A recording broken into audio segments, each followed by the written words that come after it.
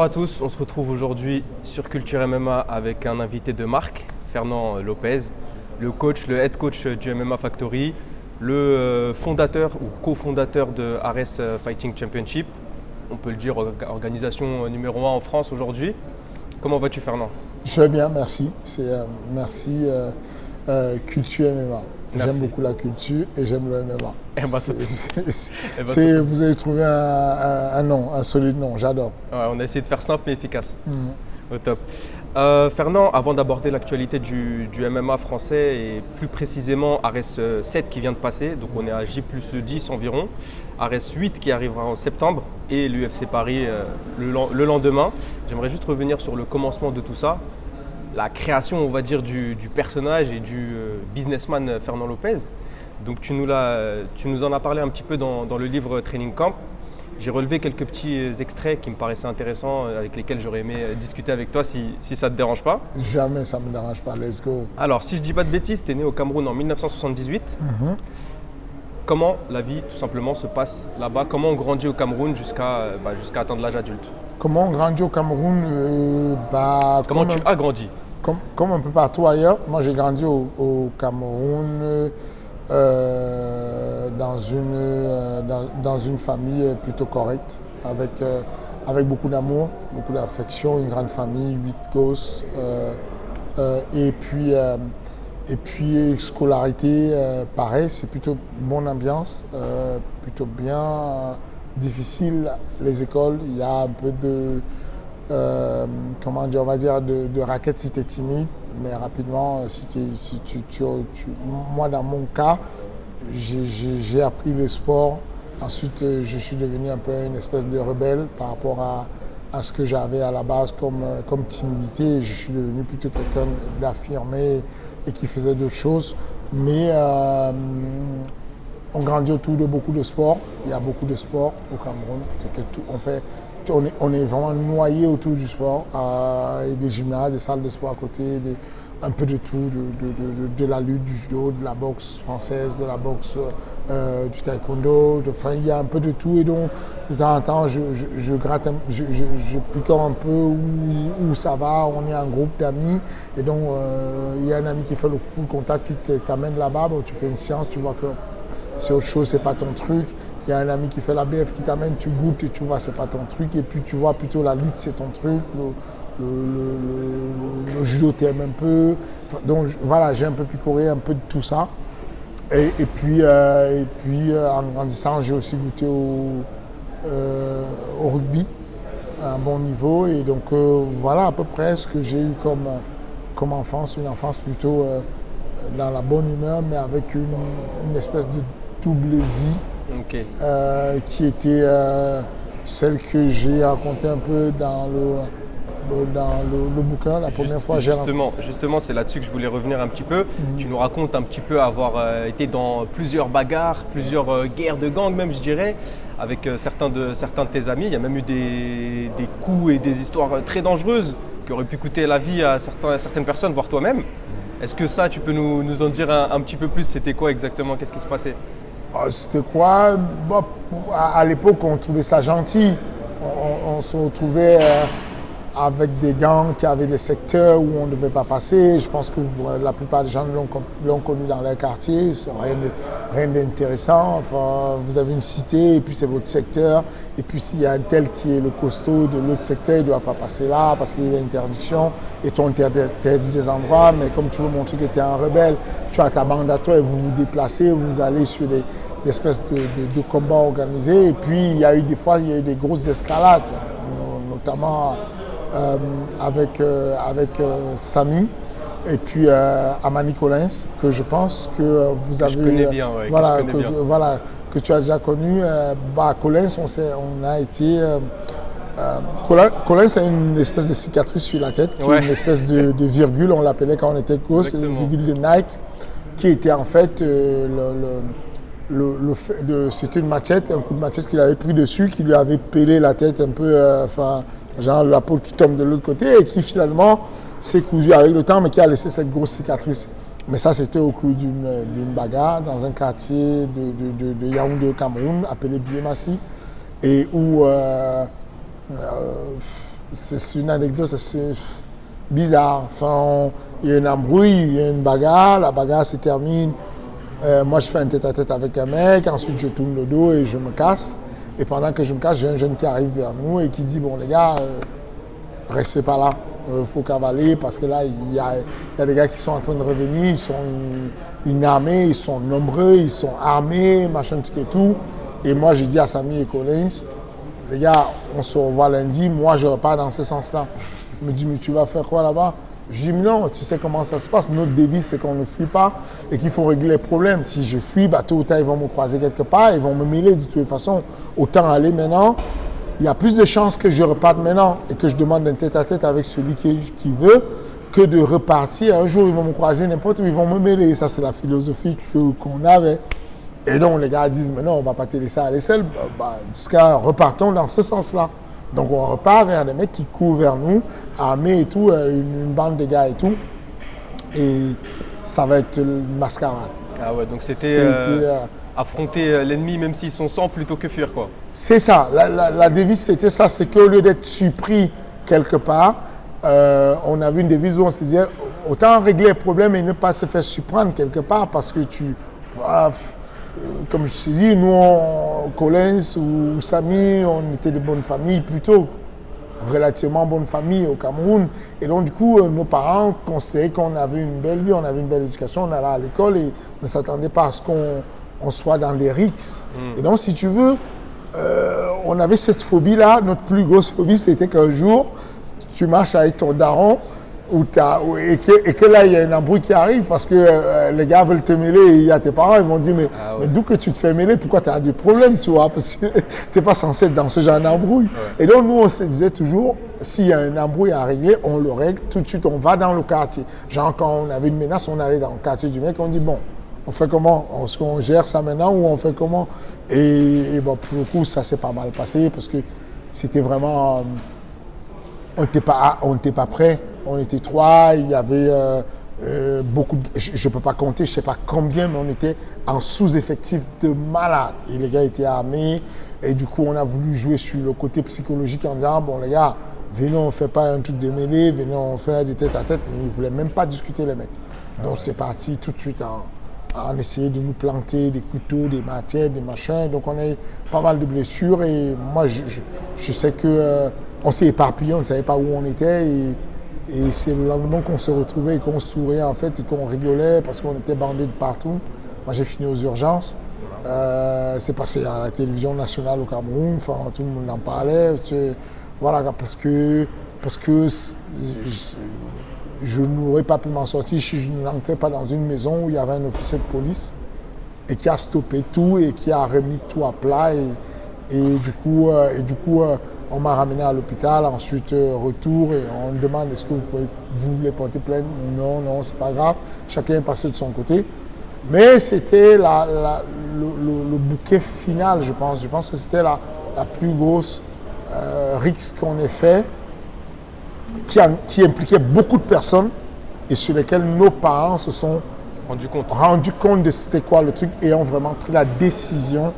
Genre, mon père m'a fait promettre à partir de ce moment-là, tu changes, ne me raconte pas de vie, ne me raconte pas que tu voulais venger un tel, tu n'es pas le gendarme du monde, tu n'es personne, tu n'as pas à faire ça et tout. Et donc là, j'ai fait ma promesse et puis je me suis rangé simplement.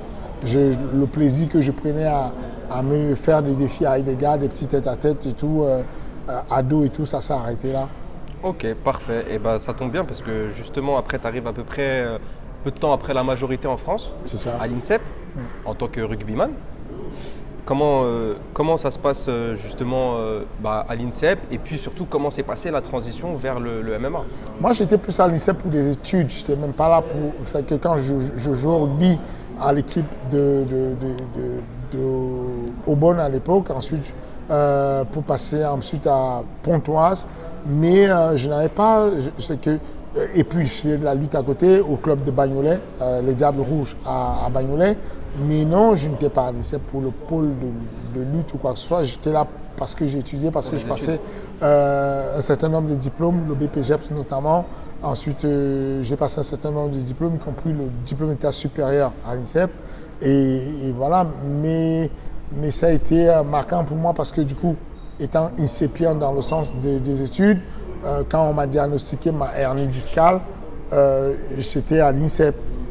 Et donc, du coup, j'étais pris en main par la rhumatologue Anne Thiessé qui m'a fait comprendre que j'avais une hernie discale et qu'elle sectionnait ma moelle épinière et que je pouvais finir tétraplégique si je continuais à faire de la lutte et du rugby. Et donc, c'est là où j'ai stoppé de faire la lutte au rugby et que je me suis fait opérer. Mais ça a été un long processus pour se faire opérer parce que c'est une opération assez compliquée. On passe autour de la moelle épinière, on gratte dessus, autour des cervicales et tout. C'est dangereux. Et donc, du coup, il n'y a pas beaucoup de gens qui voulaient faire cette opération. À l'époque, le professeur Gérard Saher à la Salpêtrière a accepté de me la faire l'opération. Ça a pris un certain temps. Les rendez-vous étaient sur 2 ans, mais je pense qu'au bout de 6 mois, j'ai fait mon opération. Et il y a eu 2 ans et demi ou 3 ans de convalescence. Et c'est après ça que je découvre le MMA. C'est après toute cette période de convalescence que, comme je ne peux plus faire la lutte et que je ne peux pas faire le rugby, j'ai envie d'un sport où je peux contrôler l'impact. Et on me parle d'une discipline sportive où on peut lutter étant sur le dos. C'est le grappling. J'apprends que je peux être sur le dos et si on me tient le cou, j'ai juste à faire ça et la personne lâche mon cou. Bah, ça m'intéresse en fait comme discipline et je me mets à ce moment-là, je me mets au grappling, à la Free Fight Academy de Mathieu Nicou, mon prof de MMA. Et c'est comme ça que je découvre de fil en aiguille l'OMMA, que je fais quelques compétitions amateurs, quelques compétitions professionnelles, que je deviens l'assistant de Mathieu Nicou. Je fais mes premières armes comme coach. Ensuite, je commence les études pour devenir coach. J'abandonne mon métier d'électrotechnicien et je deviens complètement coach de MMA. Et ensuite, j'ouvre ma salle de sport, le CrossFight, avec certains amis.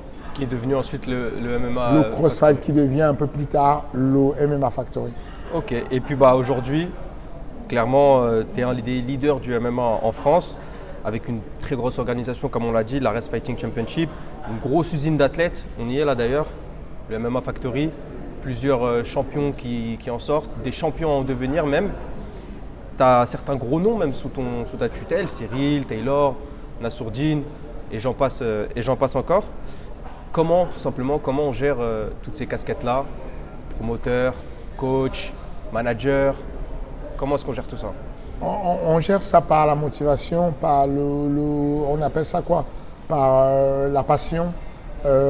C'est beaucoup de travail et si tu n'es pas passionné, tu laisses tomber, tu abandonnes, tu ne gagnes pas tant ta vie en faisant ça. La réalité, c'est que c'est quelque chose dont on ne parle pas assez, mais la multi-casquette n'est pas un truc, c'est pas un gros avantage, c'est pas que des avantages. C'est beaucoup de soucis. Vous avez vu l'actualité actuelle de nos jours. L'actualité est tout sur le fait que je vais être beaucoup attaqué pour les multiples casquettes. C'est gênant parce que ça occupe de l'espace. Moi, quel que soit ce que je fais dans la vie, j'ai envie de le faire bien. Donc, quand je suis devenu entraîneur, j'ai voulu être le meilleur entraîneur du monde. Et quand je deviens... et quand j'entraîne, je me rends compte que j'ai beaucoup d'élèves et qu'au bout d'un moment, il faut les placer. Donc, je compte sur certains managers. Je me rends compte que c'est lent le processus et je décide d'apprendre à devenir un agent. Je deviens un agent et un manager donc pour placer les gars, pour pouvoir recruter les gars et comprendre un peu comment développer mon écosystème de MMA. Donc, c'était vraiment une fonction, c'était une fonctionnalité. Je ne l'ai pas fait par comment dire Tu l'as fait par envie de développer ton panel de compétences, quoi. Voilà, je ne l'ai pas fait par ambition en me disant j'ai envie de devenir manager. C'était d'abord j'ai besoin d'être manager. Tous ces mecs que j'ai, parce que très rapidement j'ai eu beaucoup de personnes qui avaient des qualités, les stars de toutes les générations, je les ai connues à ma salle. C'est que à l'époque, quand on a ouvert le CrossFight, Norman Parisi, Tonton, Christian Pumbou, c'était les stars de l'époque. Et donc je les avais à la salle. Karl Amoussou, je l'avais à la salle. Il revenait des États-Unis, il était sur un certain nombre de défaites. C'était compliqué, il venait de l'American Top Team, Karl Amoussou. Et il m'a demandé si je pouvais le recevoir. Donc il est parti de l'American Top Team pour chez nous.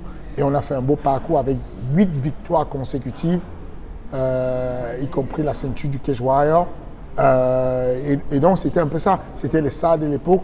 Et puis, les choses ont évolué. Ensuite, il y a eu la génération de Taylor Lapillus, Damien Lapillus, Michael Lebou, Francine Ganou, Anthony Dizy, David Gallon. Vous pouvez donner des noms et je vais vous...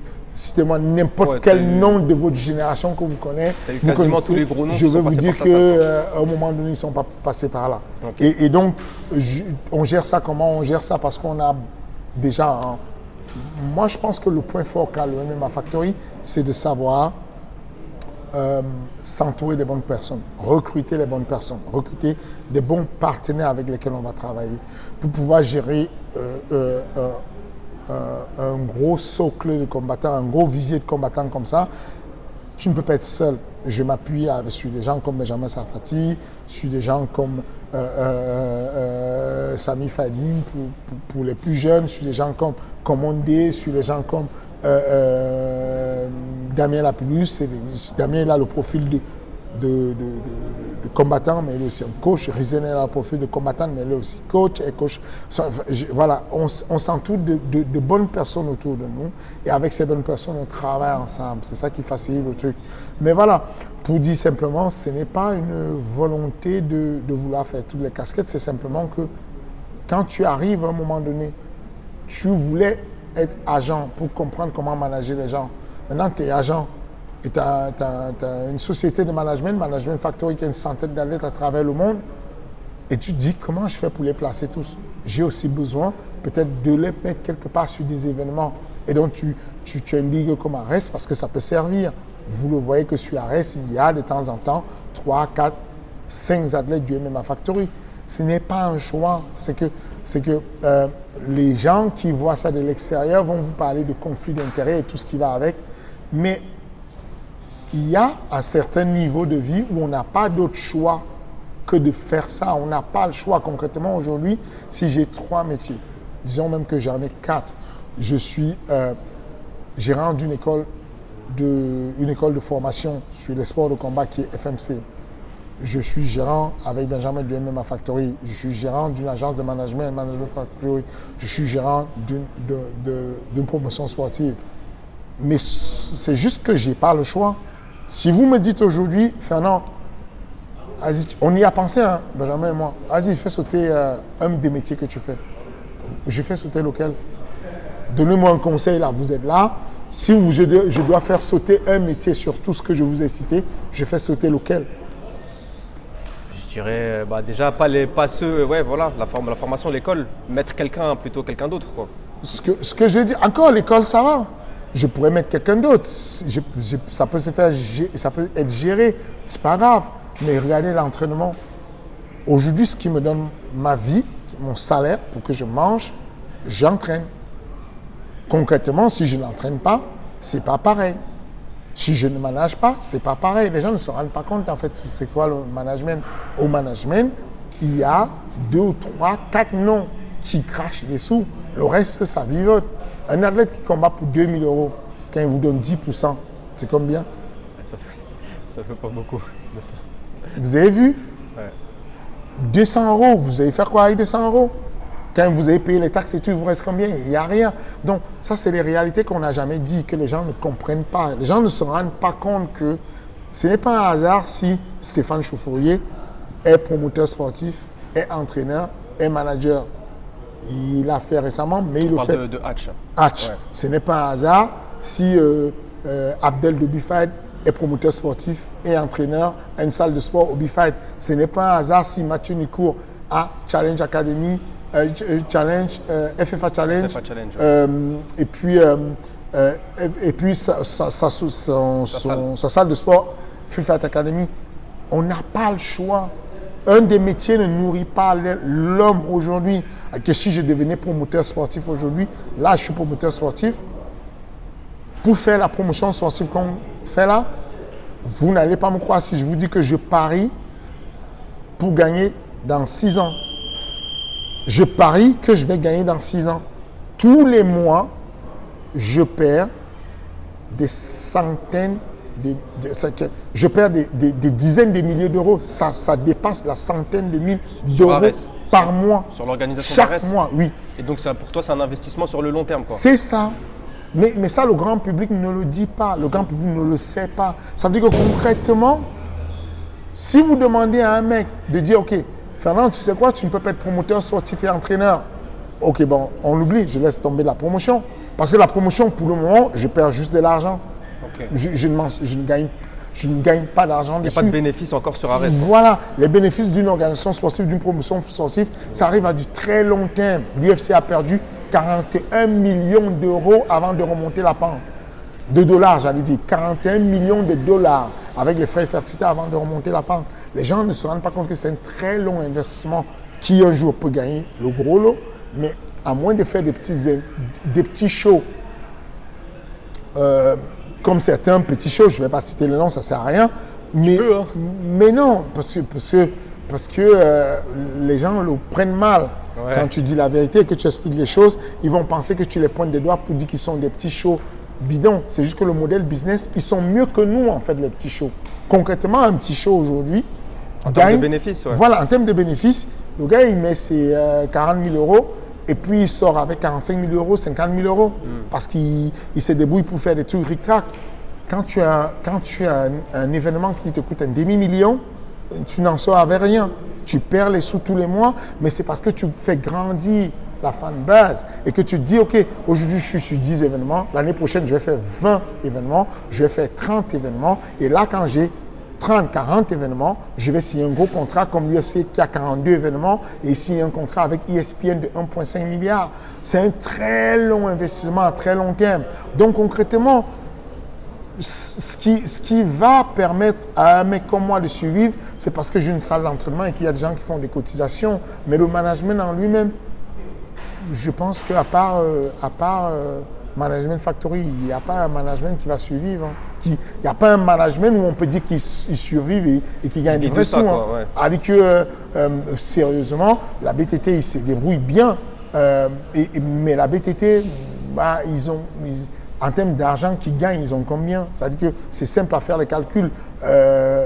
Vous avez un gars qui va à l'UFC, BSD, Benoît Saint-Denis, il va toucher 10 000 plus 10 000. Prenez 10% de ça, il vous reste combien? Vous pensez que Guillaume, il va faire quoi avec 10% de ça? Ce n'est pas encore représentatif, ça fait beaucoup de charges.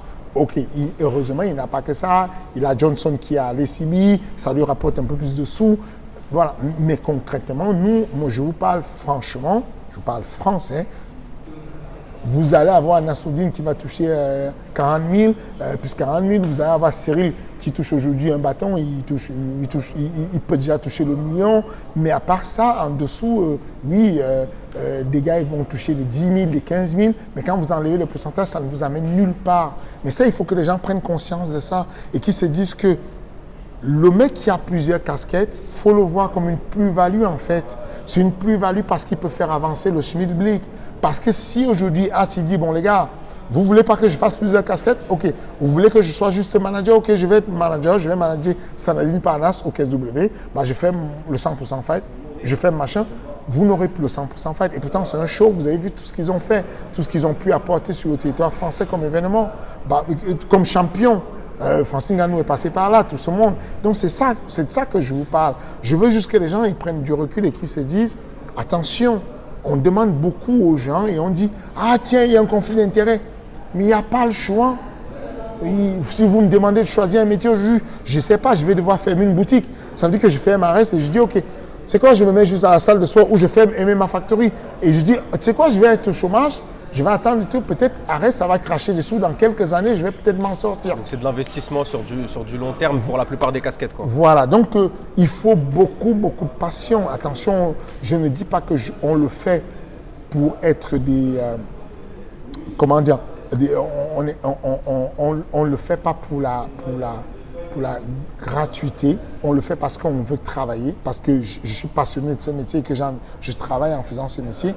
Mais attention, c'est très difficile de s'en sortir, sans tirer le diable par la queue, quoi. Enfin, c'est vraiment difficile et il faut prendre le temps de comprendre ça et chacun dans son domaine fait un effort d'éviter les purs conflits d'intérêts, de trouver des institutions différentes qui vont permettre d'apporter du séparatisme en fait dans tout ce qui est conflit d'intérêts.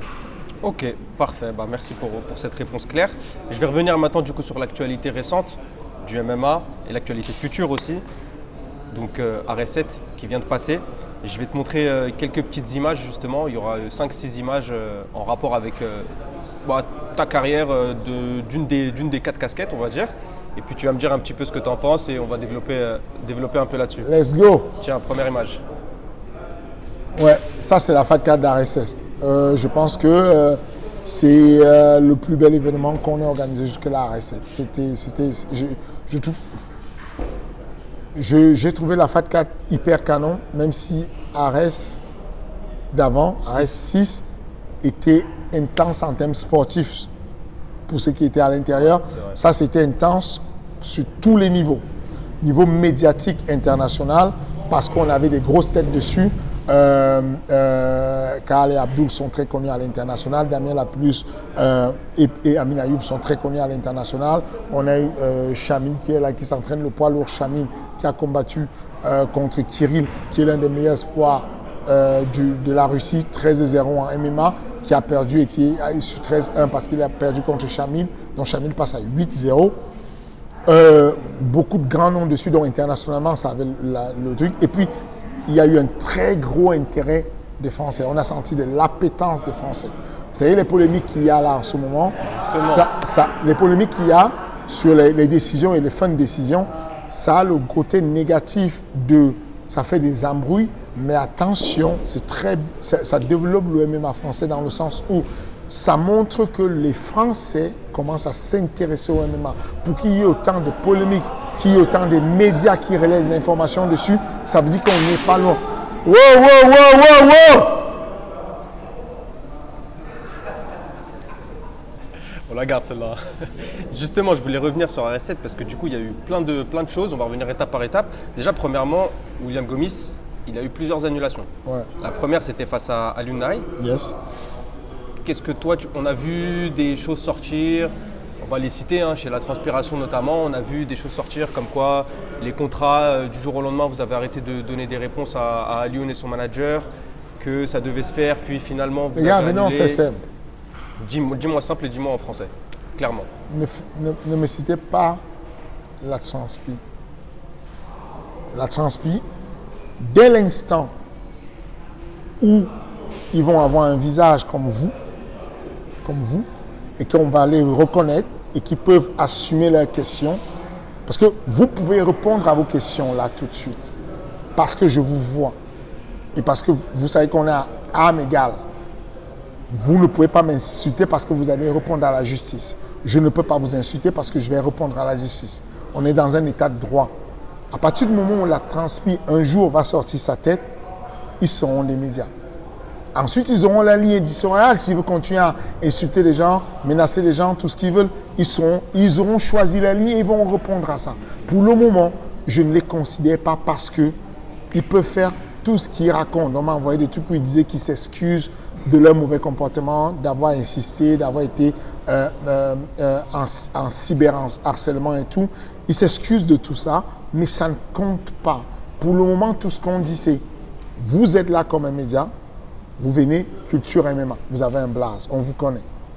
Je ne veux pas passer ma vie à parler de tous les noms qui sont en mode glande sudoripare. Genre la transpiration, la sudation, la sueur, le déodorant. Enfin, on a tout ce qui est glande sudoripare qui est en jeu aujourd'hui. Venez, on se calme dessus et on dit, on veut être à âme égale tous. Moi, ce que je dis, c'est que vous me posez une question sur Alioune Ndiaye, je parle sans détour. Le problème avec Alioune Ndiaye, c'est juste véritablement une méconnaissance du milieu. Alioune Ndiaye, on ne parlait pas avec lui parce qu'on parlait avec son manager. Je ne parlais même pas avec son manager. Benjamin parlait avec son manager du cas. Deuxième des choses, ce n'est pas à l'organisation d'aller appeler une autre organisation, à moins que les deux organisations soient amies. Il y a des enjeux au-dessus de ça. Moi, aujourd'hui, j'appelle Mohamed Chahid, le président du Bref, parce que c'est mon ami. Il y a 2 jours encore, j'ai parlé de lui avec Abdul, on parlait ensemble et tout.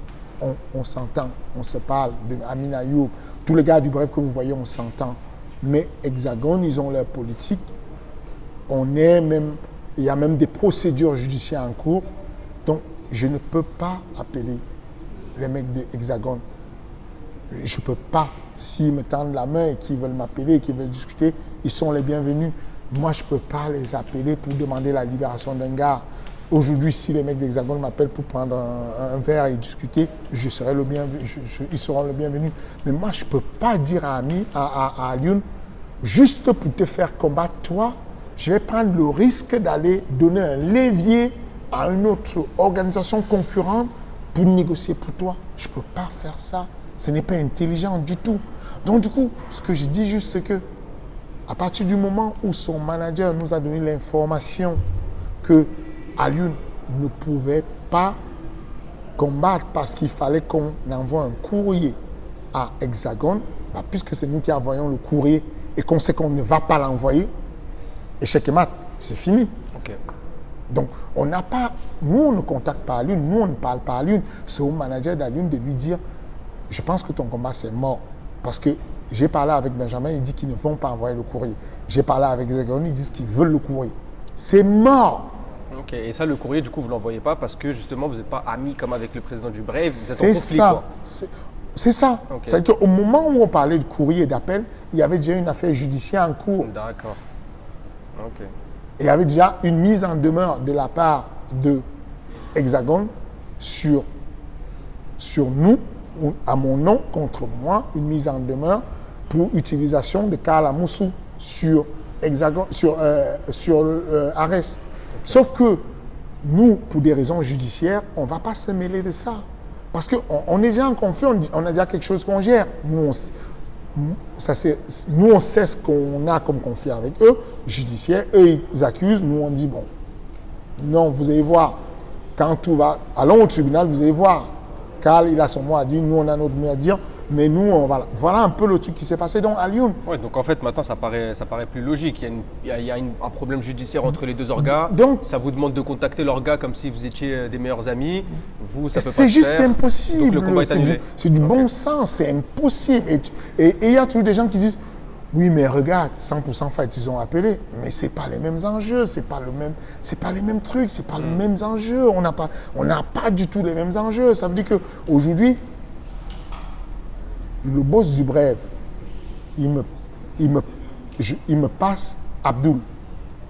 Parce que Abdoul vient chez moi et on est amis, Mohamed Chahi et lui. Mais si Abdoul, il voulait aller du Brave à l'UFC, mais l'UFC aurait claqué au moins 200 000 pour le sortir. Parce que le Brave te dit, moi c'est mort, je ne leur donne pas mon gars pour rien. Et donc, ce que j'essaie de dire, c'est qu'il y a des choses qui dépassent. On ne peut pas faire ça. Je veux, là je suis en train de parler, mais bien sûr que je veux Alioune. Alioune, s'il m'entend, Alioune, nous, on te veut sur Arès, on n'a vraiment pas de problème. Justement, c'était ma question qui suivait. Donc, si jamais, par exemple, demain, Alioune n'est plus en contrat avec Hexagone, il peut combattre à Arès. Il n'a même pas besoin de ne pas être en contrat.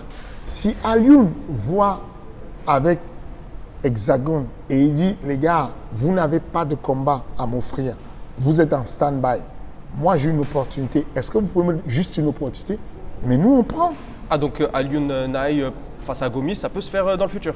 Ça, si jamais, ce que je viens de dire là, si Alioune il a l'autorisation de la part de Hexagone, Alioune Naï le 2 septembre au calme. Ok, parfait. Bon, au moins c'est clair. Bon, du coup, pour revenir rapidement sur ce combat-là qui a été annulé, derrière il y a eu Renan Barao, légende de l'UFC, etc. Lui, derrière, il a disparu à deux jours de la fight card. Problème de Covid, apparemment, dans son équipe. Il n'a pas disparu. Justement, c'était ma question. Encore une fois de plus, est-ce que vous voyez un peu ce que ça fait, la profondeur d'utiliser des mauvais mots? Non, dans le sens disparu, entre guillemets, dans le sens où d'un coup, il est plus sur la carte, on ne sait pas trop pourquoi, on sait pourquoi, on ne sait pas trop pourquoi. Mais parce que, encore une fois de plus, ça c'est encore quelque chose que nous, on a le devoir d'expliquer aux gens. Il faut qu'on explique aux gens des choses. Une organisation n'est pas obligée de vous donner les informations quand vous les voulez. Ça veut dire que moi, au moment où je donne l'information qu'il n'est plus là, je vais être sûr que j'ai trouvé un remplaçant. D'accord. Commercialement parlant, ça ne se fait pas. Les gens pensent qu'on gère une entreprise comme si c'était un truc d'amitié. Genre, ouais, tu m'as dit ceci, vas-y, dis-moi pourquoi tu n'es pas là. Si tu n'es pas là, ne me perds pas le temps, explique-moi tout. Les gars, c'est une entreprise. Première des choses. Le gars, comment il s'appelle, Renan Barreau dit, je ne peux pas venir, mes gars sont covidés, mes coachs ont le Covid et tout. Le coach principal, Jair que j'ai, moi je ne bouge jamais sans lui, c'est mort. Je ne vais pas venir. Donc il ne s'est pas caché. Il donne sa version. Moi, de l'autre côté, je sais que, j'ai toujours été clair avec tout le monde. Nos contrats et nos tickets, avec Ticketmaster qui est la société qui vend les tickets de l'UFC et qui vend les tickets de Ares, Ticketmaster note sur son contrat, cette Fat Card est susceptible de changer. Aucun remboursement ne sera donné à cause du changement d'un athlète. Ça, c'est clair. Ça veut dire que quand il y a le Bellator à Paris, Melvin Manœuvre ne vient pas, personne ne peut réclamer un remboursement. Ça ne se fait pas. Sinon, les organisations coulent parce qu'il y a tout le temps des changements. Donc, quand vous avez un mec qui se permet de dire Hé, Lopez, je te parle là et tout. Il est où le combat de Sami Kadi? Voleur. C'est une grosse insulte et c'est dangereux de dire ça. Parce que non, tu es averti. Je le dis aujourd'hui à tout le monde, si vous ne saviez pas, il y a une mention sur tous les tickets. La Fat Card peut changer, elle est assujettie à des changements. On ne peut pas rembourser, on ne rembourse jamais sur ces contextes-là. Quand on rembourse, c'est un contexte d'annulation d'événements, c'est un contexte mais la Fat Card ne change pas pour ça. Donc ça, c'est un. Deuxième des choses, commercialement parlant, tu as envie de faire du boom. Tu as envie de ne pas casser l'ambiance. Vous avez une dynamique de vente de tickets. Vous ne pouvez pas vous permettre, en tant qu'entreprise, d'annoncer une blessure d'un événement sans annoncer le remplacement de l'événement. Manon Fiorot était réservé à Paris contre Choukenian. Vous n'avez même pas su ce qui s'est passé. Vous avez juste appris que Manon Fiorot, elle va affronter Jessica Andrade. Parce que c'est ce que l'UFC, c'est ce qu'on fait commercialement. Ce serait con d'annoncer aux gens, on n'a pas encore de solution pour vous, mais Choukenian, il est out. Et Manon Fiorot, il n'a pas d'adversaire. On ne fait pas ça. Le cas de Samir Kadi contre Salomon, on te dit, mais pourquoi vous cachez? Pourquoi vous n'annoncez pas que le combat de Samir Kadi est annulé? Mais on ne peut pas, puisqu'on est en train de négocier encore pour qu'il ne soit pas annulé. Sami, et c'est là où je dis que les athlètes ont une responsabilité. Et c'est très malhonnête pour un athlète de ne pas dire les tenants et les aboutissants qui peuvent aider la construction et la compréhension du grand public. Ce que je veux dire par là, c'est que Samir Kadi et Salomon savent qu'ils m'ont demandé, tous les deux teams, d'aller jusqu'au bout du bout, jusqu'à la veille de la PV. Je leur ai dit non, c'est inutile, ne venez pas à la prison. Ils disent non, nous on y croit encore. Il faut faire le combat. Même s'il faut qu'on paye Grand Bol, même s'il faut payer quelqu'un, on va payer. Il faut qu'on nous laisse un peu de... Il faut qu'on combatte. Et donc du coup, moi je continue à négocier. Je continue à parler avec le boss du Cage Warrior. Grand Bol. Et comment vous voulez que j'annonce l'annulation d'un combat alors que je suis encore en négociation du combat? C'est du bon sens. Et c'est pour ça que je dis, il est du devoir de chacun des ambassadeurs du MMA français, coach, entraîneur, manager, combattants, surtout les combattants, d'apporter la vérité au grand public, de dire au public, les gars, vous les accusez, mais en fait, mais non, vous laissez véhiculer des mensonges. Il y a un pseudo-média qui véhicule, qui monte des faux dossiers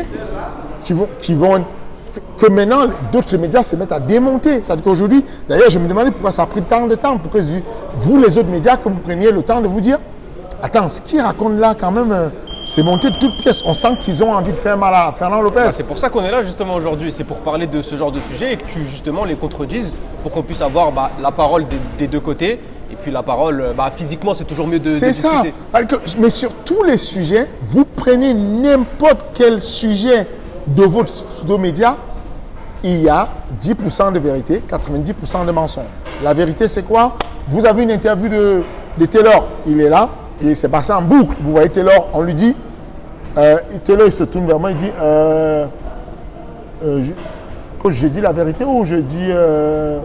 et ça passe en boucle. Coach, je dis la vérité ou je dis... Et quand vous entendez ça de la part de Taylor et moi, vous vous dites, oh là là, ça ce sont des gros mythos, on les a grillés parce qu'on est en Pologne, le journaliste il parle anglais. Mais vous savez c'est quoi la question? La question c'est, Monsieur Taylor Lapillus, quelle est la stratégie de votre combat? Vous comptez gagner votre adversaire comment? Donc à ce moment-là, il s'est retourné vers Taylor toi. vient de signer à l'UFC. Ok. Il me dit à moi, coach, j'ai dit la vérité ou je... Parce que la stratégie à l'époque et tout contre le mec, elle était assez spécifique. Mais voilà de quoi je vous parle, la manipulation de l'information. C'est que s'il n'y a pas vous pour relayer et redire, mais non les gars, ils ont tiré le truc du contexte. Ils ont pris juste un bout du truc et vous le faites. Frère, merci. Ok. Donc, Donc en gros, on n'annule pas un combat avant d'avoir essayé le tout pour le tout de remplacer. voilà, donc Ok. tout ça pour dire que il n'y a pas une volonté de rétention d'informations sur Ares. Nous sommes pour divulguer tout. Mais quand je vous dis tout, vous n'avez même pas l'idée. Ça veut dire que nous, quand on est en réunion, mes collègues me demandent, il y a eu un test là de dopage et tout, machin, c'est une alerte et tout. Est-ce que, les gars, si c'est confirmé que c'est positif, dès qu'il y a le deuxième test B qui sort positif, vous annoncez. On annonce et tout, ça ne nous fait pas de mal. Non, vous annoncez, ça nous fait du bien. On est des êtres humains, on peut se tromper. On a signé un mec, il était chargé, on ne savait pas qu'il est chargé. Mais c'est bien de montrer qu'on est propre. S'il n'y a jamais personne de testé positif chez nous, on va penser on cache des gens, puisqu'il y a des gens dopés dehors. Vaut mieux qu'il y ait des gens testés positifs et on sait qu'on est dans le vrai. Donc, l'objectif ici n'est pas de cacher, l'objectif est de comprendre que à chaque fois, pour communiquer, il y a une temporalité. On ne peut pas juste communiquer pour communiquer. Ok, on va faire plus rapidement. On va passer justement à l'après-carte. Donc après la carte, il y a eu justement la polémique qu'on connaît bien avec le clan Carla Moussou, la médecin, elle a arrêté tôt, elle n'a pas arrêté tôt. Thomas Loubersan qui apparemment l'a secoué un petit peu, d'après tes dires. Non, j'ai jamais dit ça. Ça c'est faux. Thomas Loubersan n'a pas secoué le médecin. Thomas Loubersan a insulté, t'as dit. Non. Dans King and the G, t'as dit exactement, l'équipe de mot pour mot, t'as dit l'équipe de Carla Moussou a insulté. Montage. J'ai dit les gens ont insulté. Moi, voici ce que je dis. L'équipe de Carla Moussou est arrivée à poser la question au médecin. Ce qui déjà n'est pas possible. Hein. Vous avez vu, le grand frère de Carla Moussou, Bertrand Moussou, a commenté sur mon post. Et il a marqué, déjà parler au médecin, ce n'est pas normal. Je parle du grand frère de Carla Moussou. Ce n'est pas un cousin. Son équipe, quoi. Ouais. C'était son coach. Il a dit, parler au médecin, déjà, c'est une faute. Il n'y a pas à demander au médecin, vous pouvez m'expliquer pourquoi vous l'avez arrêté? Non. La décision du médecin est souveraine et régalienne. Le médecin, je le répète, le dernier mot, quoi. Parce que j'ai encore vu quelques petits montages où on monte et tout comme si on fouille. Comme si on fouille un document officiel de la Fédé et on pointe un article qui dit le médecin doit se référer au DO, le DO officiel. C'est mort. Moi, je n'ai pas besoin de fouiller un document. J'ai fait ça toute ma vie. J'ai été délégué officiel sur la Fédération de sport de contact quand l'OMMA n'existait même pas encore. Toutes les organisations, le 100% fight et tout, c'était moi le superviseur. J'étais le délégué. Je le connais par cœur. Donc, le médecin, c'est la parole suprême sur une organisation. Le médecin est là, il est assis, il regarde le combat. Il a une cloche, il fait ça, cling, cling, cling. Il va regarder, il fait ça, personne ne discute. il va donner l'information à titre informationnel au délégué officiel parce que le délégué officiel, lui, fait le rapport, c'est lui le pont entre l'organisation et la fédération. Mais la décision du médecin ne se discute pas, elle se conseille. C'est ce qu'il a bien fait Christophe en disant, moi je n'arrêterai pas le combat sur ça. Et elle a refait un autre test. Mais sa décision ne se discute pas. Tu ne vas pas voir un médecin pour lui dire, et moi ça m'amuse en fait. La menace, c'est quelque chose de relatif. Ça, c'était sur Amin Ayoub que l'arbitre lui a dit moi, j'arrête pas là-dessus. C'est ça. Et sur Karl Amoussou, apparemment, même Karl derrière a fait une sortie où il a dit que lui, pour lui, il pouvait continuer, même si, bon, ça revient au médecin, la décision. La médecin, c'est elle qui connaît son métier. Au-delà, je ne vais même pas relever le fait que Karl dise qu'il puisse continuer. C'est un sketch. Ok. C'est pas grave. Ce que je vais dire, c'est qu'il y a des trucs où tu sens que les gens ne savent pas. Le coin de Karl, moi j'admire beaucoup le comportement de Karl. Il est un soldat, il défend les siens. C'est un chef de meute. Il dit, moi les gars, je suis avec vous. C'est ce que moi aussi je fais. Quand c'est les miens et tout, je les protège, je les défends. Je comprends tout à fait, il n'y a aucun problème. Frère, c'est quoi ça encore? Je sais pas du tout, hein. C'est bizarre.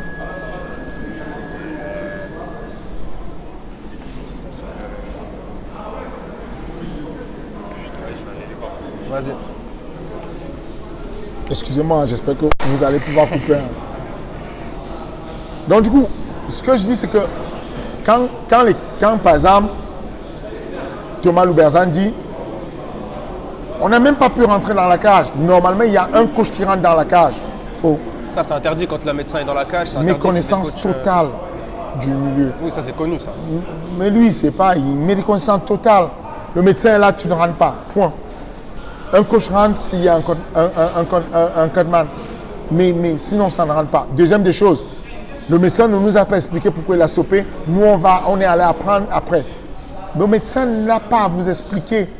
Le médecin peut le faire par bienveillance, mais le médecin n'est pas tenu d'expliquer sa décision à qui que ce soit, à part au délégué officiel. Le reste, il n'a pas à expliquer quoi que ce soit. Déjà, il n'y a pas le temps. Vous voyez bien l'UFC, vous le voyez à l'UFC, il n'y a pas le temps. Il y a 1 minute de pause. Il y a le live. Il y a des spectateurs qui attendent.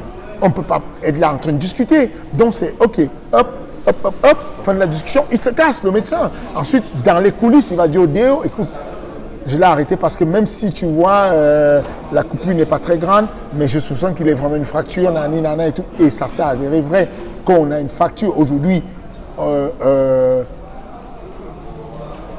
on a le document, on a le compte rendu total de la prise en main de Amin Ayoub. Je l'ai vu de mes yeux. Voilà quoi, on sait, Amin Ayoub le sait. Karl, on sait aussi, apparemment il était allé à l'hôpital. Karl à l'hôpital, mais il n'avait rien. Il n'avait pas grand-chose. Okay. Moi, j'ai eu les retours, il n'avait pas grand-chose. Le même soir, on avait tout. Le même soir, on avait tous les retours de l'hôpital. On savait exactement ce qu'ils avaient eu. Donc d'accord là-dessus, donc la médecin, on est d'accord qu'elle a une décision régalienne, il n'y a pas de négociation possible. Mais est-ce que d'accord pour le coup, peut-être qu'un autre médecin ou peut-être qu'elle-même aurait peut-être pu laisser continuer le combat étant donné que le compte-rendu a donné rien du tout au niveau des séquelles sur Karl Amoussou et que lui-même se sentait peut-être de continuer. Ah non. Ah, vous êtes dangereux les gars. Non, je demande, moi je pose la question. Je ne suis pas médecin, je suis pas... Ça veut dire que c'est impossible, ça veut dire que l'arrêt de Karl n'est pas un arrêt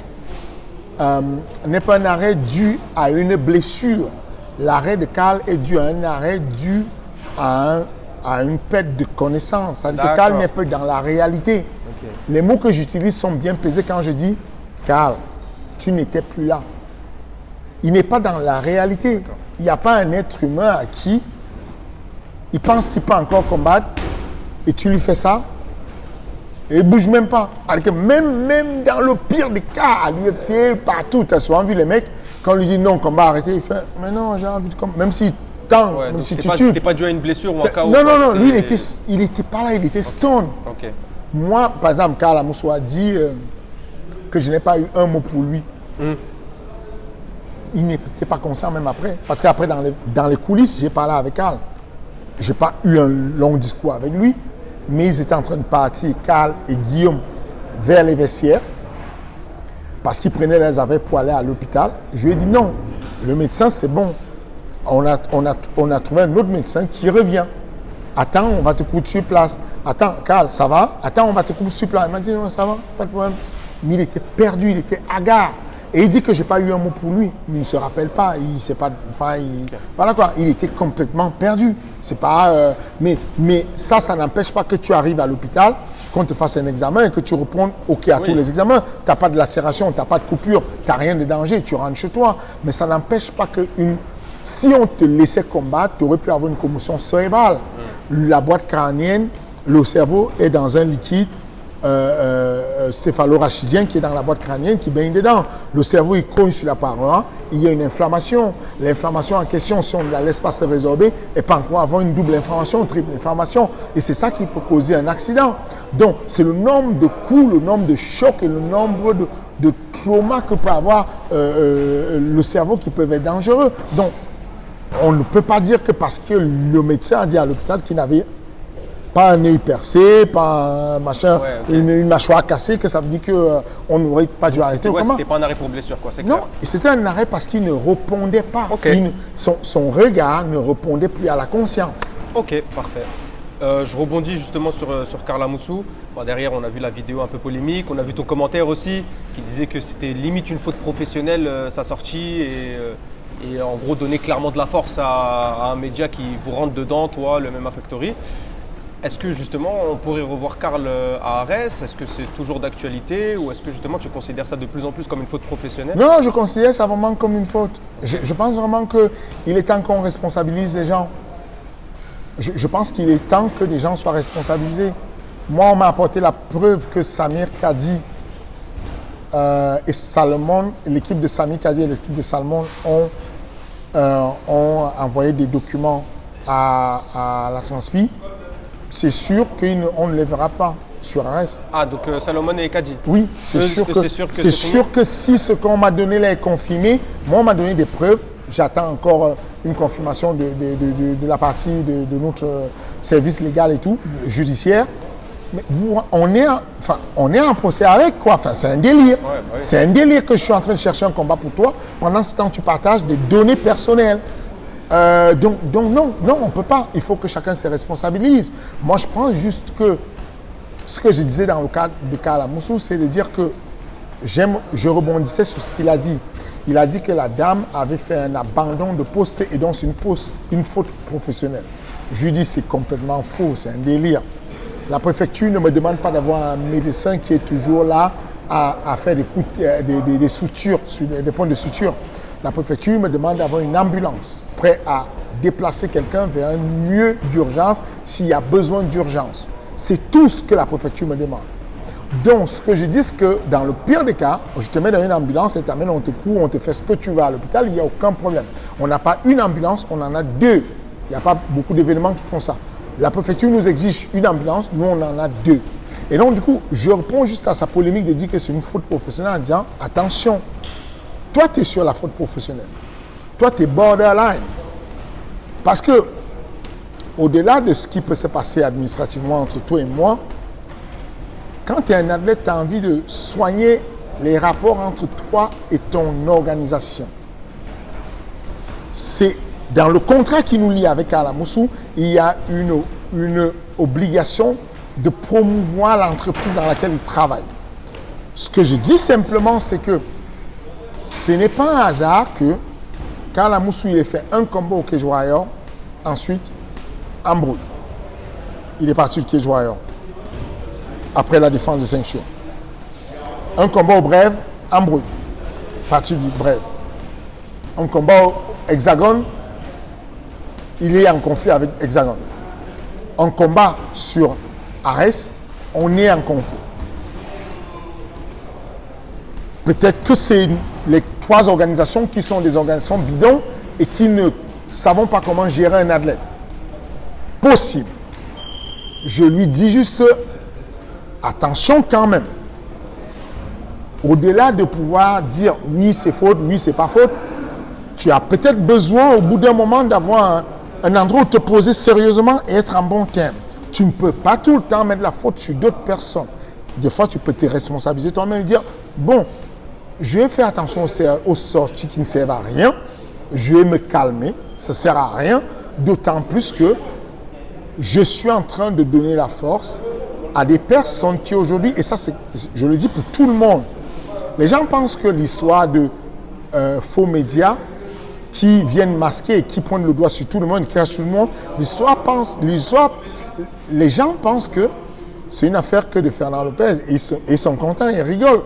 Mais ça va tomber sur eux tôt ou tard.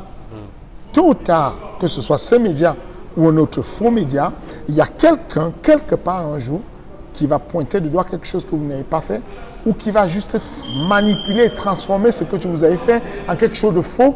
Et là, vous allez voir la dérive. Aujourd'hui, ça vous arrange parce que je suis votre concurrent. Et donc, si on peut m'éteindre, tant mieux. Ça vous arrange, vous dire, bon, moi, ça ne me concerne pas. Tant mieux qu'il bouffe un peu son pont noir. Par rapport à ça, au fait que des gens chercheraient peut-être à t'éteindre toi, éteindre ton organisation. On a vu notamment Daniel Voirin commenter la publication de Karl avec des gants de boxe, en gros, force à toi. Ouais. On t'a vu toi derrière lui mettre petit jaloux. Mais c'est tout. Qu'est-ce que tu veux que je dise? C'est exaspérant. Je dis encore que ça fait 10 fois que je l'invite en disant, s'il y a quelque chose que j'ai fait, que j'ai... Moi j'ai des vidéos que je peux te donner, je vais vous les donner. J'ai des vidéos où on voit Daniel Voirin m'écrire. 2016, il arrive à Paris, il vient des États-Unis, il me demande 3 fois de faire des stages avec moi. Il veut venir au MMA Factory enseigner. Il me demande de faire des stages. Je l'ai en écrit et en message vocal. Je vous le passe, vous allez voir. Où il dit, Fernand, je reviens et tout. Est-ce qu'on peut faire un stage et tout? Est-ce que tu peux appeler quelques médias et tout pour qu'ils viennent nous voir et tout? Il veut de la lumière. Il veut venir travailler avec Fernand Lopez. Je lui dis gentiment, non, c'est pas possible. Non, c'est pas possible. Fin de l'histoire. C'est tout ce que j'ai eu. Ensuite, je n'ai plus jamais eu de nouvelles. Et j'ai juste appris que j'étais un démon auprès de lui. Et donc, à chaque fois, j'attends. Et donc, quand on parle du média et qu'on dit que le média dit « Oh, mais Voirin, il est assis, il n'a rien fait. Lui, il passe son temps à coacher. Et Lopez lui tombe dessus. » Mais vous rigolez. Faites-moi, vous rigolez. En gros, il y a un mec à qui on demande « Alors, comment vous trouvez la performance de Francis Ngannou, champion, avec la ceinture, il est venu du MMA Factory, Cyril Gane, maintenant à la ceinture. Bon, les poids lourds, il n'y en a pas beaucoup, il faut savoir, il n'y a pas beaucoup de poids lourds. C'est pour ça, c'est facile ça comme KT. C'est pas comme la KT de 70, 77. Là, il n'y a pas beaucoup. Ok, qu'est-ce que vous pensez de Manon Fiorot? Bon, les filles, il n'y a pas beaucoup de filles finalement. Vous pensez quoi, les filles? Il n'y en a pas beaucoup. Ok, est-ce que vous avez vu le combat de Nassoudine Imavov? Non, franchement, comment il s'appelle? Shabazian, il était déjà sur 3 défaites consécutives. Donc, c'est pas. Bon, voilà quoi. C'est un adversaire faible, il a dit, il me semble. C'est un adversaire faible et tout. Donc, quand vous voyez ça et que vous voyez que d'un autre côté, regardez maintenant l'autre côté ce que moi j'ai fait. Benoît Saint-Denis est bon. Il a été magnifique, il a été excellent sur son dernier combat. Il a montré du cœur sur son prochain combat. Et sur son premier combat. Il a été excellent sur ce combat. Je l'ai marqué, je l'ai posté sur mon mur. Ce n'est pas une story, c'est le mur, c'est posté dessus en grand. Ensuite, j'ai dit, par contre, son adversaire, il est classé 417 mondial. Alors que Benoît est autour de 150, Damien Latulius autour de 150, Ilyes Rum, Amin Ayoub autour de 150. Je cite 3 mecs qui sont hors UFC, qui sont autour de 150. Et il y a un mec qui est dans l'UFC qui est 417. Donc, en tant qu'analyste, je dis juste que ce mec-là est faible sur ce qu'il fait. C'est pas un gros challenge pour Benoît, quoi. Je ne réduis pas Benoît. Ouais. Je ne critique pas Benoît. Je verbalise que Benoît est bon. Regardez le dossier qu'ils ont fait. Regardez ce qu'on appelle un dossier. Fernand Lopez réduit et il n'est pas... Voilà. C'est ça que je dis que moi, je vous reproche ça, vous les médias, de ne pas être perspicace à aller creuser et dire, bon, attends. Toi, tu es un nouveau média, tu viens d'arriver, tu demandes des lichis aux gens et tout ça. Viens, on va checker. Voilà. On a une vidéo ici où la personne que tu défends, Daniel Voirin, il dit que les poids lourds, c'est facile. Tu as envie de lui dire, mais pourquoi tu ne fais pas des poids lourds champions? À quel moment? Qu'est-ce que tu attends pour avoir 18 poids lourds à l'UFC qui sont champions puisqu'il n'y a personne? Tu attends quoi? Tu as envie de lui dire, mais si c'est facile d'avoir des Manon Fiorot à l'UFC, Mais pourquoi tu n'as pas de filles à l'UFC? Bon, ça, on ne dit rien. Et je trouve qu'il y a 2 poids, 2 mesures et ce n'est pas juste. Ok, ça marche. Bon, bah, on va refermer la parenthèse Arrêt 7 et les polémiques un petit peu autour, c'est plutôt clair. On va passer à Arrêt 8 maintenant. Arrêt 8, donc le 2 septembre, veille du UFC. Après 2 mois de pause sur Arès, qu'est-ce que tu nous prépares clairement? Qu'est-ce que je prépare clairement? On n'a même pas eu 2 mois de pause, on est déjà parti. Hein. Là, on a du très lourd qui arrive. Il y a des bons noms sur la Fight Card. On attend. Il y a certains noms sur lesquels on ne peut pas avoir. Alors, vous le savez déjà, Moustapha Aida, son retour contre Peña, ça c'est signé, c'est validé. Ok, oui, ça on a vu. Alexandra Tekena contre Tekena pour la ceinture. Validé, signé. On a vu Baki sur l'affiche aussi. Bah, ils sont en cours. Baki sur la carte, c'est sûr, c'est validé. On est en train de voir, ça fait 4 adversaires qui sautent. Ah qu'on signe et qui sautent et qu'on signe et qui sautent. Okay. Donc c'est un peu compliqué. On va y arriver, on va finir par y arriver. Je profite ici pour lancer un appel à la Fédé, s'il vous plaît, sur les cas spécifiques, donnez-nous des ouvertures. Facilité quoi. On vous a prouvé qu'on était bon en matchmaking, on vous a prouvé qu'on gérait, donnez-nous des facilités. Sinon, vous allez mettre des gens en danger. Ahmed Salamov, si on continue à vous donner des mecs qui ont moins de 10 combats, on va mettre des gens en danger. Ahmed Salamov, c'est un problème pour la planète. Il faut vraiment lui trouver des adversaires qui sortent de l'UFC, qui ont plus de 15 combats, sinon il va faire mal. Baki, bon. Profil similaire aussi. C'est compliqué parce que Salamon s'est senti en danger et il a dit aux gars de médias en question que c'était un piège qu'on voulait lui faire. Moi, je ne sais pas comment on peut piéger un mec de 84 kilos. Toi, tu es 84 kilos. On te piège avec un mec de 77 kilos qui a 4 combats pendant que toi, tu en as 7, qui n'est pas entraîné pendant que toi, tu es entraîné, mais tu trouves que c'est un piège. Bon, je ne sais pas. Baki a été proposé à Salomon sur Arrêt 7, c'est ça? Oui, pour remplacer. Il a été proposé à Salamon à moins de 2 jours et il a été proposé sur un lot de 8 athlètes. C'était pas... on a vu des histoires comme quoi c'était le plan depuis le début de mettre Baki face à Salomon. Mais vous voyez, je sens que ça vous amuse et que vous sentez que ce n'est pas crédible. Mais pourquoi vous ne dites rien? Le silence que vous faites là-dessus. Parce que justement, ils ont sorti quelques histoires crédibles en fait, et véridiques. C'est pour ça qu'on ne sait plus sur quel pied danser. Donnez-moi une histoire véridique. Ils ont sorti, je suis désolé, mais par exemple, l'histoire qui me revient tout de suite, ils ont sorti l'histoire avec ton ex-femme. Mais ce n'est pas une histoire en gros. C'est-à-dire que vous connaissez l'histoire des cocus. Oui. Le cocu est le dernier à savoir qu'il est cocu en général. Généralement. Donc on est d'accord que tout le milieu de la France le connaissait déjà, ça se savait. Okay, ce n'est pas une news. C'est pas une exclue. Voici la manipulation. La manipulation, c'est quand je t'ai dit à 200%, Taylor Lapillus sera à l'UFC. J'ai la confirmation 200% Taylor Lapillus sera à l'UFC. Mais il y a, même moi qui est son manager, je ne peux pas dire 200% il sera à l'UFC. Impossible de dire. Mais eux, ils sont malins, ils savent que même une horloge cassée donne l'heure 2 fois par jour. Une horloge qui est cachée à 12 heures, ça va donner l'heure à minuit et à 12 heures. Donc ils se disent qu'on lance le pion, il sera à l'UFC. C'est un qui tout double quoi. Avec un peu de chance, il est à l'UFC le 3 septembre, on va dire qu'est-ce qu'ils sont bons enquêteurs, ils sont forts. Mais vous tombez tous dans le piège, tout le monde tombe dans le panneau et je me dis mais réveillez-vous. Le gars il vous annonce Benoît Saint-Denis sera à l'UFC. C'est sûr il sera à l'UFC. On a une confirmation. Le lendemain, Benoît Saint-Denis combat, il dit non, je vais me marier la veille, donc je préfère plutôt aller à l'UFC Londres et tout. C'est Guillaume, son manager, qui va rectifier après et dire bon, on a bien parlé avec, il ne voulait pas le faire, mais on a bien parlé avec Benoît Saint-Denis, finalement il va revenir le 3 septembre. Est-ce que vous vous rendez compte le niveau de manipulation d'informations qu'il y a? Et pour vous les médias, c'est hyper facile. Moi je vous dis encore, vous ne voulez pas, je ne vous demande pas d'aider Fernand Lopez de MMA Factory, mais je vous dis que au lieu d'avoir peur et d'aller en rang dispersé, Parce que c'est ce qui est arrivé à Definance. Ils étaient les seuls, ils sont partis en rang dispersé, ils se sont fait hyper harcelés sur Internet au point où les pauvres ont fermé la boutique.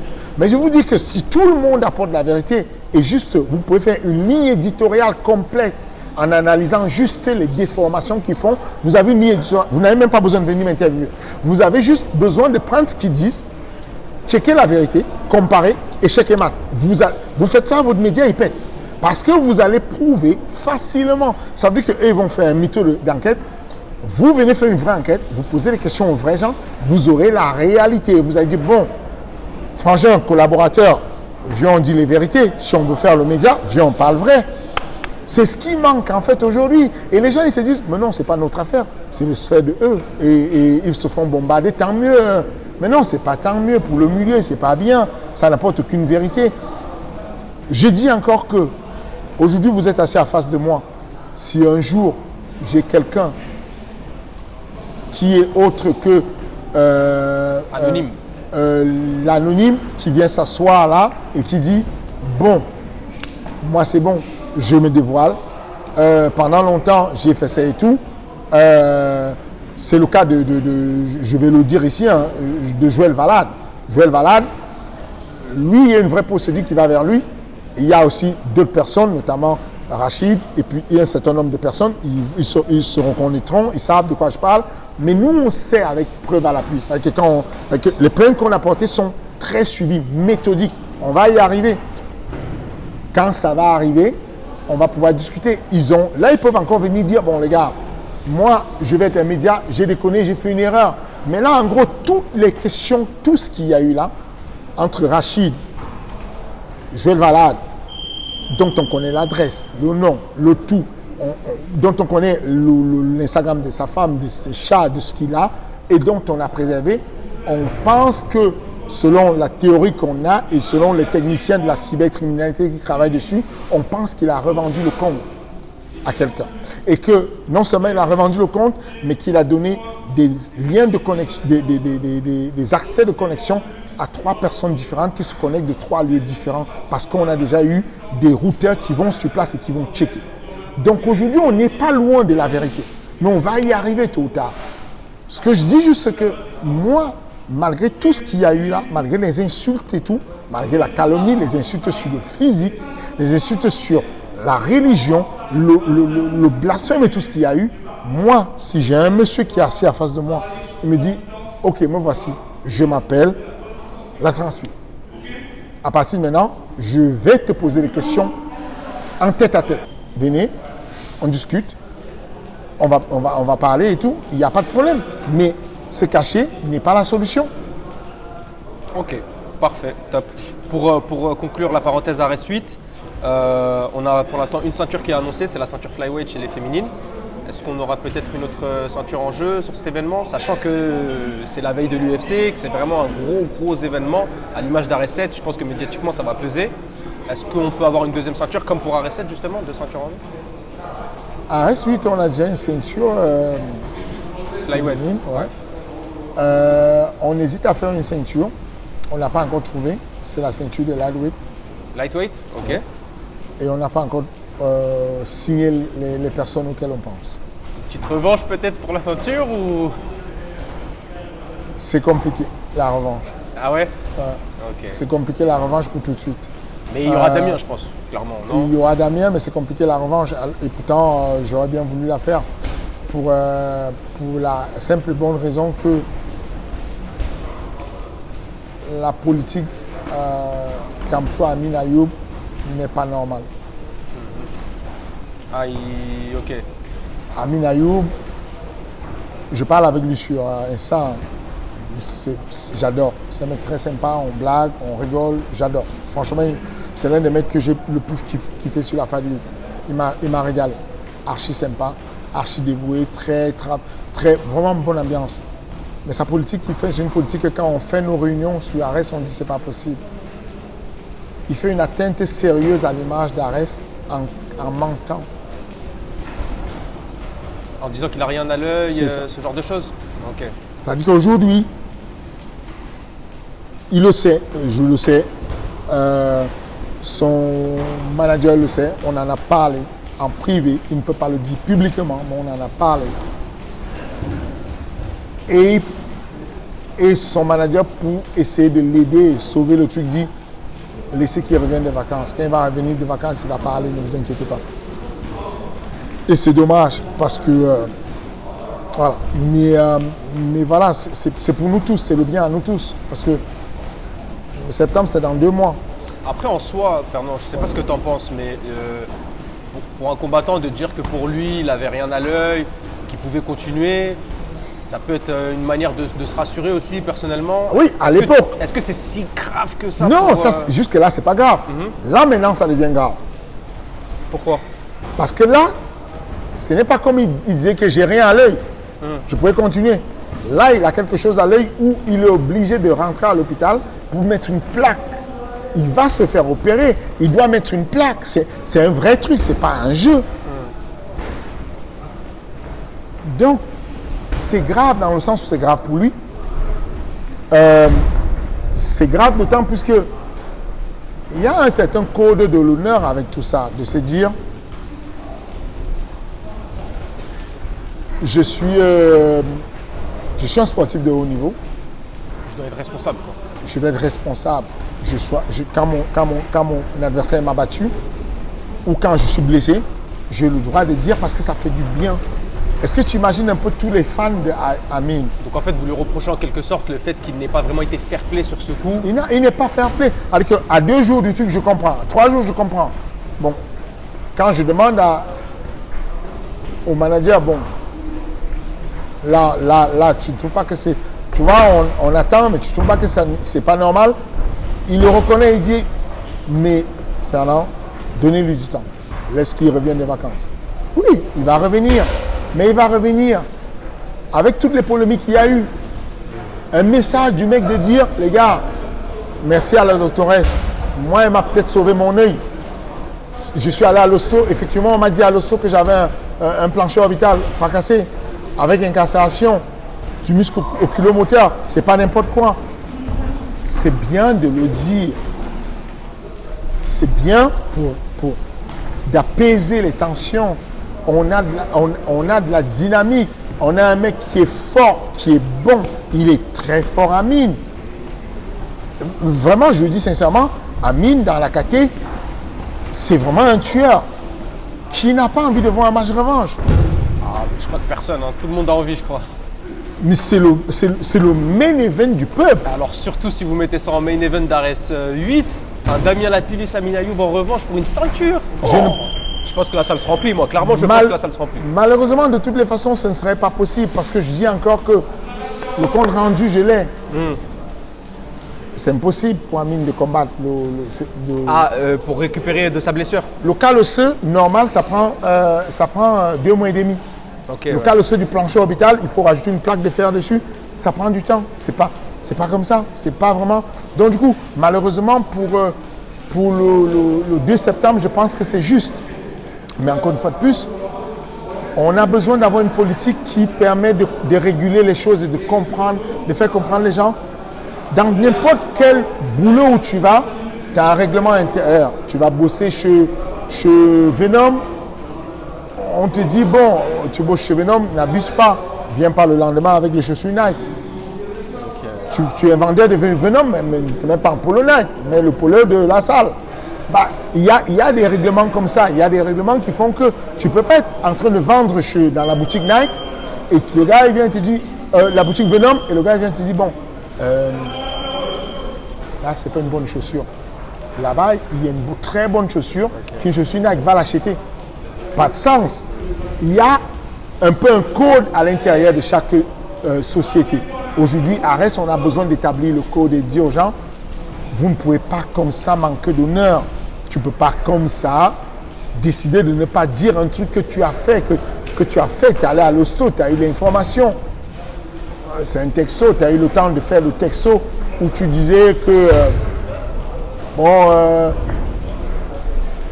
décision médicale, je ne sais pas comment, il a mis un mot du genre bizarre et tout. Mais non, à ce moment, mais un vrai mot, puisque tu as déjà la réponse. Ouais, donc en fait, le fait qu'il ait un petit peu décrédibilisé la décision de la médecin et donc décrédibilisé le poste d'Arès, parce qu'Arès a posté comme quoi qu'il était blessé de 6 à 9 mois. Lui, il a mis que c'était faux, qu'il n'avait rien à l'œil.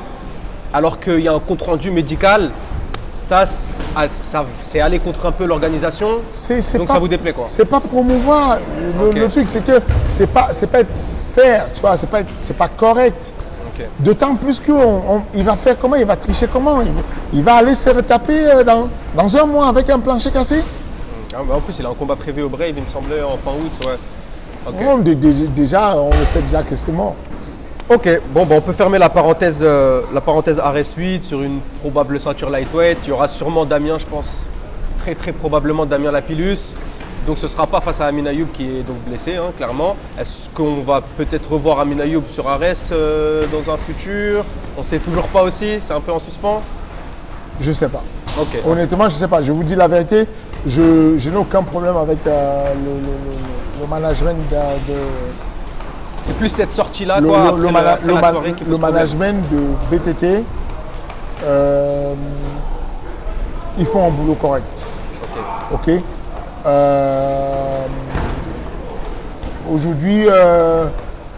Aujourd'hui, quand vous avez, je pense qu'à part Résilience Management avec Manon Fioré et Aldric Cassata qui font un très bon boulot sur le management,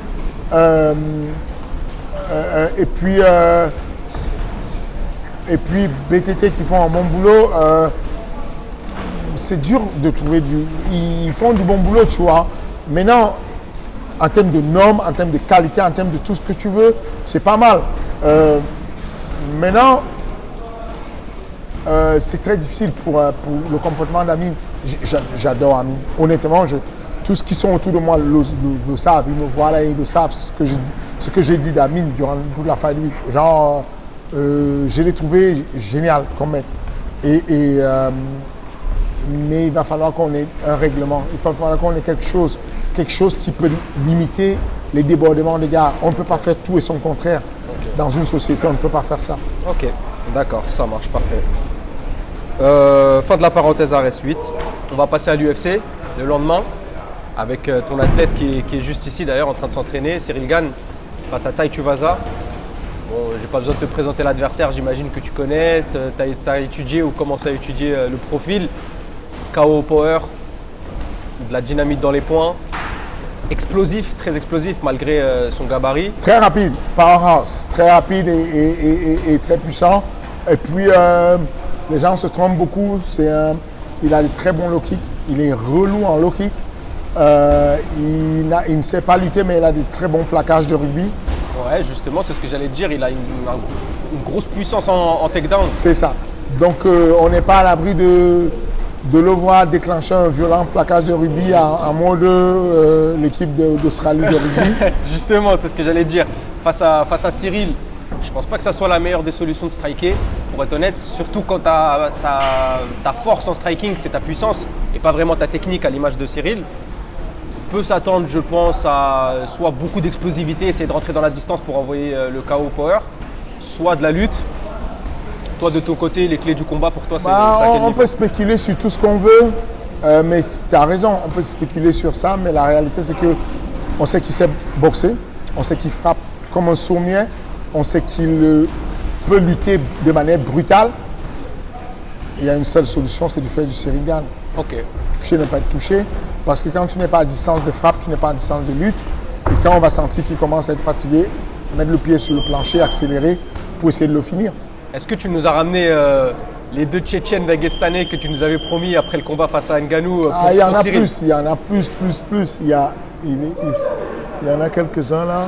Tu nous as dit des Tchétchènes du gabarit de Francis un peu pour... oui, il y en a plus. Pour chauffer Cyril au sol un petit peu. C'est prévu d'ailleurs dans l'entraînement, une grosse partie lutte justement? On le fait déjà, on lutte beaucoup, on a beaucoup de... Mais je veux dire plus que face à... Enfin, plus maintenant, l'après Francis, quoi? Non, là, on va relâcher un peu la lutte. Quand on est revenu, on a fait beaucoup plus de lutte. Mais là, vu l'adversaire, on relâche un peu la lutte. On fait plus du sol très technique. Et puis, on continue à améliorer la boxe. Ok, ça marche. Un petit pronostic? Je pense que Je pense que... Devant le public, il Ouais. peut se passer qu'une chose. je pense qu'il y a un finish au 4e round peut-être. Au 4e round, Ouais. bah, j'espère aussi. Soumission. Je ne sais pas. Honnêtement, je ne suis pas bon pour... Je ne devrais même pas. Ouais. Non, c'est un prono en tant que fan là, c'est pas en tant que coach. Voilà, je ne devrais même pas faire un prono sur mon gars avant le combat. Non, en tant que fanatique, rien à voir là. Hors Voilà. ton métier. Bon, on va dire que c'est pas Fernand Lopez, coach, qui a parlé. Oui, voilà, c'est le fan de Voilà, MMA. c'est Owoniebe qui a parlé. Voilà, ok. Owoniebe a parlé. Et en gros, Owoniebe dit 4e round TKO. Ok. Cyril, j'imagine. Si Cyril, bien entendu. C'est très marrant que tu dises le Ce contraire. serait marrant que Owoniebe dise le contraire. tu vois. Ouais. Alors, il y a un deuxième combat qui a été annoncé il n'y a pas longtemps, enfin pas officiellement, mais la sueur qui l'a annoncé. Nasruddin versus Joaquin Buckley. Donc, j'ai jeté un petit coup d'œil. Joaquin Buckley, c'est un top 50. Il est 44e, il me semble, aujourd'hui. Mais il a une grosse hype aux États-Unis. Parce qu'il a été KO de l'année 2020 avec un espèce de retourné incroyable. Donc il a du poids en termes de hype. Je pense que c'est la seule chose à gagner pour Nasruddin en vrai. C'est la notoriété, la hype un petit peu, récupérer la hype de Buckley. Mais par contre, il y a beaucoup à perdre. Est-ce que déjà, premièrement, tu me confirmes ce combat? Et est-ce que deuxièmement, tu es d'accord avec moi sur le fait de ce qu'il y a à perdre et ce qu'il y a à gagner? Allez, lâche-nous l'exclu, c'est bon. Malheureusement, il y a des choses que je ne peux pas faire. Il y a des choses qui ne sont pas de mon ressort. Mais de manière générale, quand la sueur valide un truc, je les connais, ils vont chercher en profondeur, ils vont checker en profondeur pour être sûr de les infos. Donc l'info est sûre quoi. C'est ce que tu viens de nous dire.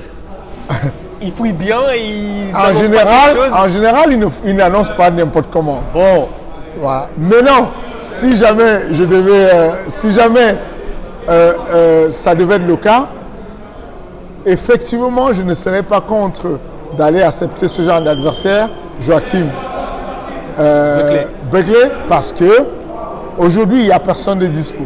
ok. Le seul dispo, Gastelum, est blessé pour longtemps. Il est encore blessé. Voilà. Donc du coup, moi je suis pour quelqu'un, je veux toujours de l'activité. Je veux tomber en avant d'abord. Donc pour tomber en avant, on a demandé Derek Bronson, 7. Il a dit non. Ah, il a refusé. Oui, donc on a demandé Vettori, non. Derek Bronson, non. Il a refusé. Du coup, je ne serais pas contre signer quelqu'un qui a la hype pour un combat, parce que ce serait dommage quand même pour Nasruddin de rater Paname. Il a raté Paris, bah oui. Parce qu'il faut comprendre que Nasruddin, c'est son métier. La dernière fois qu'il a combattu, ça remonte à longtemps. Il a besoin de toucher l'argent. Ouais. Ça lui coûte cher les entraînements. Il a besoin même d'être actif. L'UFC préfère des personnes actives qui sont...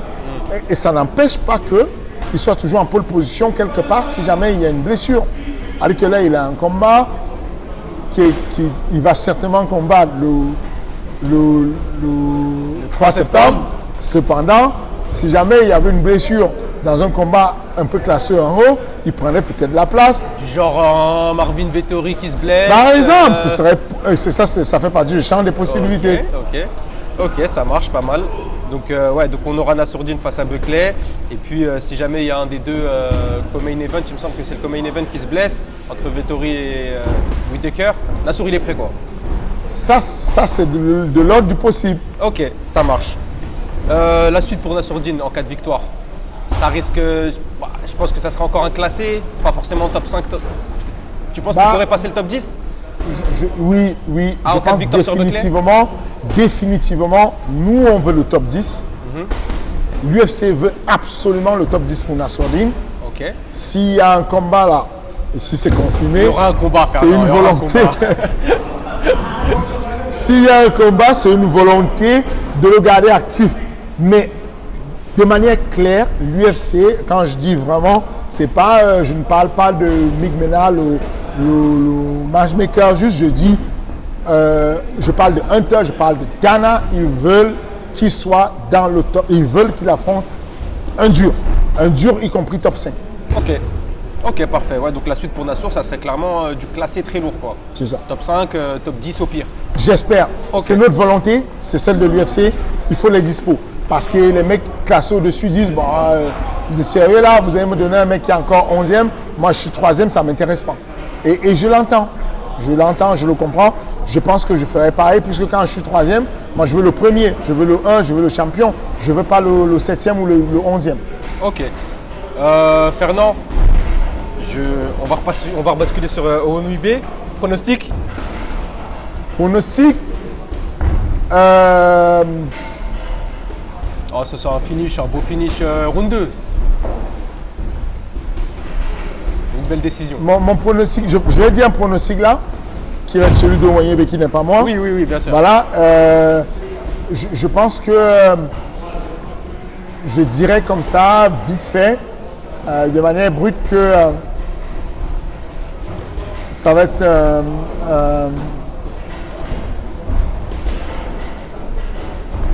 un TKO. T'as envie de dire premier round, hein? Non. Ah ouais? Il est dur, c'est pas simple. Ouais, il faut l'aspirer, il faut laisser qu'il vienne. fatiguer aussi, Il faut le fatiguer parce qu'au début, il est dur, il est physiquement dur, il envoie des grosses patates. Il faut jouer avec ça. Non, je pense vraiment fin du deuxième round, troisième round. Ok. Maintenant, encore une fois de plus, je précise, les gars, ne m'en voulez pas. Bien sûr. C'est Wanyebe qui parle là, c'est pas Fernand Lopez. Et par contre, dès que j'aurai refait en profondeur les analyses de Nassour et que j'aurai tout rematé, et que Fernand Lopez aura le vrai pronostic, je reviendrai vous voir et je vais faire le pronostic. Avec plaisir, avec plaisir. Dernière petite question. Je pense que tu t'en doutes peut-être un peu par rapport à l'UFC Paris. On attend encore quelques Français. On sait que tu en as quelques-uns dans la salle qui s'entraînent d'ailleurs. Là, je l'ai devant mes yeux. Champion d'Ares en bantamweight, champion d'Ares en welterweight. Taylor Lapulus, Abdullah Boragimov. Tu nous avais dit justement que le gagnant de Karl Abdul risque de potentiellement aller à l'UFC. Dès que j'ai le papier en main, je vous tiens informé des Il n'y a premiers. rien de signé pour l'instant. Dès que j'ai ça en main, je vous tiens informé. Alors en main, parce que tu peux jouer sur les mots, pardon. Peut-être que tu l'as sur ton ordi. Oui, mais j'ai pas encore je ne peux pas. Est-ce que juste c'est en négociation? C'est en discussion? Ah, mais c'est salement en négociation depuis. D'accord, donc Ouh là là, c'est que au moment où il a eu la ceinture Abdou, les négociations étaient déjà avancées, on le connaît déjà bien. Ça visait déjà l'UFC Paris pour lui, quoi. Ah oui, c'est déjà en négociation depuis. Et Taylor? Et il a accéléré, il a placé l'UFC Paris dans le passage pour que je tombe dans le piège. Ah non, je suis tellement concentré, t'as pas l'idée. Il n'y a pas de piège. Moi, je suis en détente. Si tu veux me dire, tu me dis. Si tu veux pas me dire, il n'y a pas de... Non, je peux pas. Mais honnêtement, c'est en bonne voie. Tu peux me donner un pourcentage? À combien de pourcents est-ce que c'est fait à peu près? C'est en bonne voie. C'est en bonne voie. Petit 80, quoi. Ça me va. C'est relou de faire ça parce que ça fait le mec mystique alors que je ne veux pas du tout faire le mystique. Je meurs d'envie d'en parler. Mais tu as une exclusivité avec certains médias ou quoi pour leur dire à eux? Non. Okay. Dès que c'est possible de dire, je parle. Ok. C'est quoi? Dès que je peux le dire, je promets, j'envoie un message à Kaina, elle vous appelle et on donne. Et si j'ai une exclue à donner dessus, je la donne à Culture MMA. Sur Abdul ou Taylor? Sur l'un des deux, le premier. Non, mais pas les deux. Non, pas les deux, l'un des deux, le premier des deux. Je garantis, je donne une exclue. Ok. Ça, je couperai pas. Hein. Voilà, il n'y a pas à couper. Dès que j'ai les infos sur l'un ou l'autre, je choisis lequel je peux déjà parler. Dès que je peux lâcher, je lâche. Et donc le premier média qui annoncera si jamais ça se fait pour Taylor ou Abdul, c'est Culture MMA, il faut être branché. Il faut être branché, c'est ça. Parfait. Fernand, merci beaucoup. On a pris beaucoup plus de temps que prévu, ça fait 1h30 de vidéo. C'est normal, j'ai été en retard, il fallait que je compense ma faute. Je suis vraiment désolé. J'ai dû avoir une réunion super importante avec mon sponsor là-haut. J'ai besoin d'en parler, c'est important. Parce que si vous voyez tout ça, l'installation, c'est parce qu'il y a Venom. Et on ne le dit pas assez. Venom, c'est une marque de quel pays? Française. Ah bien, il est cultivé. Parce que, non, mais Non, parce on qu'il y a connaît des un gens petit qui ne peu. savent pas, qui pensent que Venom Non, c'est c'est français. français. C'est que c'est quand même une entreprise française Bien sûr. qui est la marque du sport de combat numéro 1 au monde. Bien sûr. Monsieur Franck Dupuis. Donc, voilà, j'étais en réunion avec lui tout à l'heure. C'est pour ça que j'ai eu ce gros retard sur vous. C'est pour ça que j'ai compensé avec une longue interview. Mais voilà, je profite pour faire mon plug, mon placement de ce partenaire-là qui nous aide beaucoup et qui nous permet d'avoir cette belle installation. Et donc, je vous remercie beaucoup pour ce que vous faites. Merci. Parce que c'est ça qui développe le MMA. Merci. Vous ne vous rendez pas compte. Vous faites un travail d'effet papillon. Venir jusque-là, parler de tous ces sujets. Vous allez voir en Gratuitement, effet en plus. papillon On bientôt. n'est même pas payé. Voilà. Voilà. Ça, c'est- D'ailleurs, justement, si Venom veut faire des partenariats avec nous, veut nous sponsoriser, ça va c'est être la un plaisir. raison pour laquelle j'en parle aussi. C'est de dire qu'aujourd'hui, j'espère que Monsieur Franck Dupuis, tu vas voir, ces petits, ils sont bons. Ils se battent tout seuls, ils sont bons, ils se débrouillent, ils ne demandent pas la mort. S'il y a moyen de faire un partenariat avec, n'hésitez pas, ils sont bons. Top. Fernand, merci beaucoup. Merci à C'était vous. un plaisir. Superbe interview.